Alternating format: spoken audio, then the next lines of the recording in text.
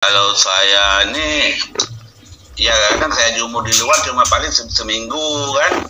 Cuma saya kan kondisi untuk hariannya, rawatan hariannya kurang, nggak sempat jemur, paling sempat jemur ya Sabtu Minggu Om. Nah itu nggak masalah Pak, jemur dikit-dikit saja. Kalau misalkan jemurnya nggak sempat setiap hari ya jemur Sabtu sama Minggu saja pas waktu libur kerja. Yang penting nutrisi makanannya itu terpenuhi. Nutrisi makanan harus terpenuhi. Habis itu kayak kemarin tuh seminggu cuma saya jemur kayak gitu kan, kebetulan waktu kemarin kan hari libur. Saya jemur seminggu udah tuh nggak ada, maksudnya kacau-kacau gitu nggak ada, saya lepas aja ke kandangnya gitu.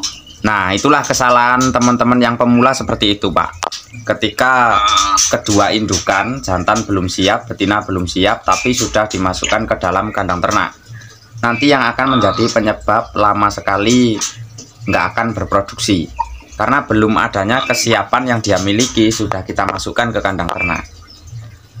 Dan nanti pekerjaannya dia di dalam kandang cuma makan dan tidur gitu saja. Iya betul. Nggak, gacornya kurang saya lihat. Gacornya kurang. Jadi jantan juga harus siap, betina harus siap, memenuhi kriteria itu baru kita masukkan ke kandang ternak.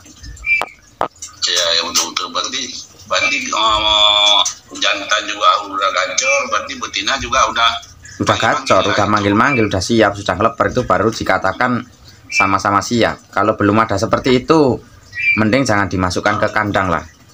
Nanti yang terjadi setelah dia makan tidur akan terjadi yang namanya berlemak. Dan misalkan nanti kalaupun bertelur atau kalaupun berproduksi, itu masalahnya ada-ada saja Pak. Nah jadi kita itu enaknya kita siapkan dulu sebelum dia itu masuk ke kandang ternak, kita siapkan di luar kandang. Itu kayak di luar kandang betina dan jantan apa dipisahin apa disatuin? Dipisah Pak, dipisah dulu aja. Nggak usah dicampur, nanti kita settingnya lebih enak. Disetting satu-satu sampai keduanya itu betul-betul siap, itu baru ditemukan. Penjodohan itu lebih gampang Pak. Penjodohan itu nggak ada yang sulit ketika keduanya itu sama-sama siap. Kita jodohkan lagi. Kalau kami di sini ulat Hongkong, maksudnya kayak EF-nya nggak perlu kita itu, maksudnya kita kasih banyak-banyak terus nggak apa-apa ya kan?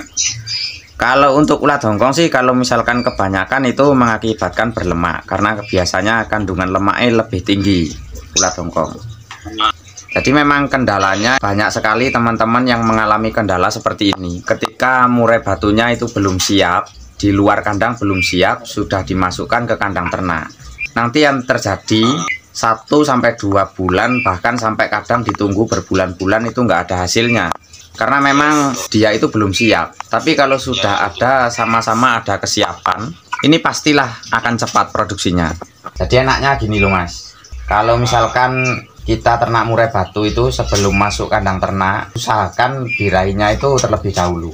Jadi sebelum di kandang, di luar kandang, di sangkar itu sudah birahi. Betina harus birahi, jantan juga harus siap birahinya.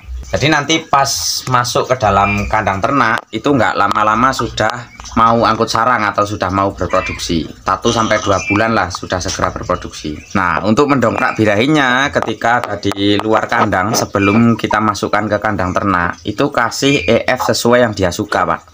Burungnya sampean sama burung saya ini kan yang disukai nggak sama. Ada yang suka jangkrik, ada yang suka ulat Hongkong, ada yang suka ulat kandang. Nah itu pilih salah satu yang paling disukainya, kasih agak banyak. Misalkan jangkrik itu jangan disetting Pak, kecuali kalau kita buat untuk lomba itu memang betul-betul harus disetting. Misalkan pagi 10 sore 10 itu untuk lomba disetting seperti itu. Tapi kalau tujuan kita untuk ternak itu menurut saya mending dikasih agak banyak lah Pak, semaunya dia.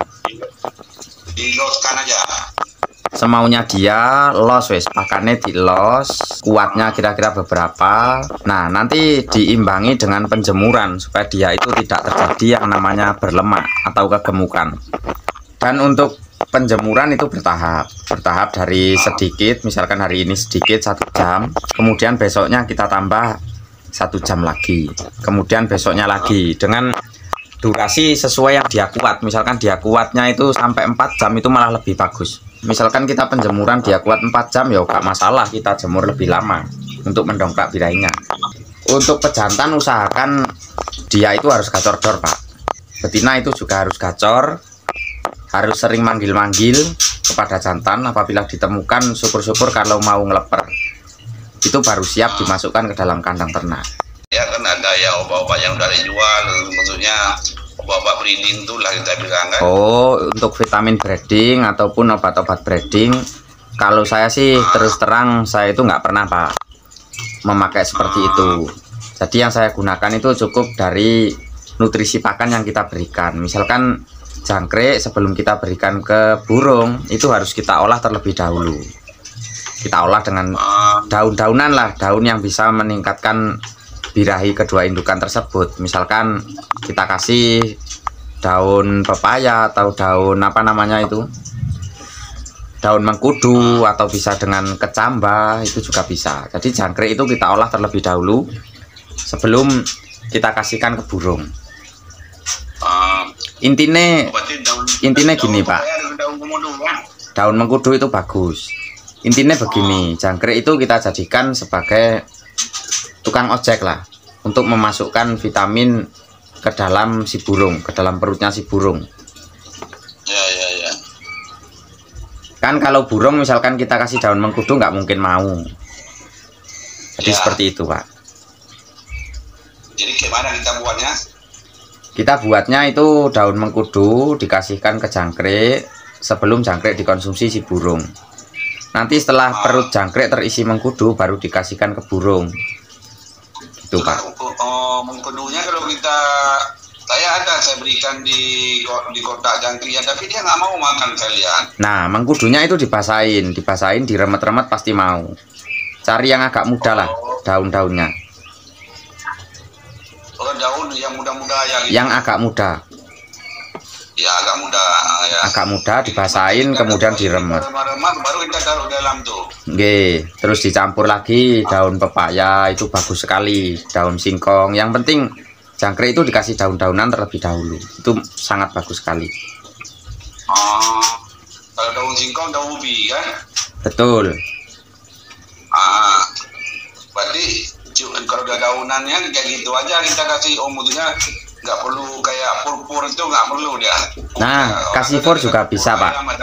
Kan itu pernah saya buatkan video dikasih vitamin, itu juga sangat bagus.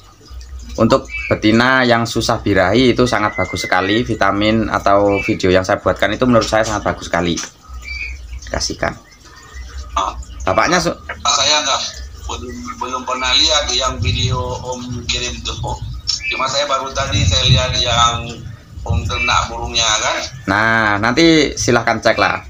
Kalau misalkan sampai berkenan, silahkan lihat dulu video-video saya, sangat banyak sekali. Ada sekitar 400 video lah. 400-an di situ, sangat banyak sekali. Nanti silahkan dipahami, dan semoga nanti penyampaian saya di situ bisa dipahami. Ada vitaminnya juga yang dikasih, Om? Ada, itu khusus untuk murai yang susah birahi. Kalau saya sendiri memang hampir tidak pernah, dari dulu itu ya ada sedikit-sedikit. Kalau video yang saya buat itu memang khusus untuk teman-teman yang kesulitan. Banyak sekali teman-teman yang kesulitan menaikkan birahi betinanya. Jadi saya buatkan video itu. Kalau nggak ada masalah apa-apa, dia bisa kita kasih itu aja ya. Bisa. Kayak daun itu aja. Bisa. Yang penting. Ulat apa? Untuk ulat apa kita bagus kita kasih, Om? Nah, sama juga, Pak. Di situ nanti silahkan ceklah videonya. Oh ya. Apa nanti videonya YouTube, Om, tuh kita lihat, Om? Nanti tak kasih tahu lah. Saya kasih screenshot nanti. Coba Om kirim tuh biar saya lihat-lihat, pelajari kan. Oke. Ada siapa tahu kita nanti saya lihat-lihat tuh, kalau memang cocok kita ambil vitaminnya, kita minta tolong kirimin vitaminnya kan. Wah, kalau vitaminnya banyak sekali di bedak-bedak, Pak. Harganya pun murah, 3 ribuan. Oh, berarti vitaminnya kayak vitamin Vitasit itu aja. Iya, Kayak betul. apa tuh? Iya, seperti itulah, Pak. Saya belum pernah lihat yang YouTube yang lengkapnya belum ada kan. Sampean berarti nemu nomor saya ini di mana? Di Facebook? Di Facebook tadi baru saya lihat. Saya lihat tadi pagi jam berapa tuh baru saya lihat. Pas saya lihat kandangnya bagus, bersih kan. Berarti sampean belum tahu YouTube-nya? Belum tahu, Pak. Ya. YouTube-nya belum tahu berarti sampean?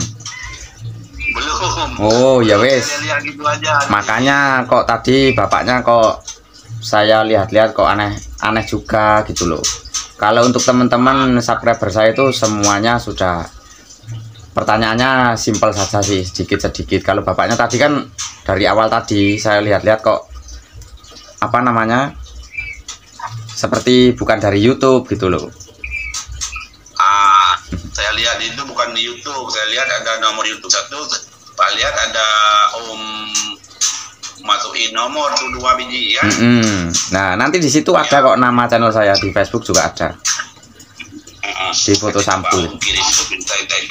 Nah oke lah Pak, kalau gitu silahkan Bapak pelajari dulu, silahkan dipahami di YouTube saya, nanti semoga saja bisa membantu.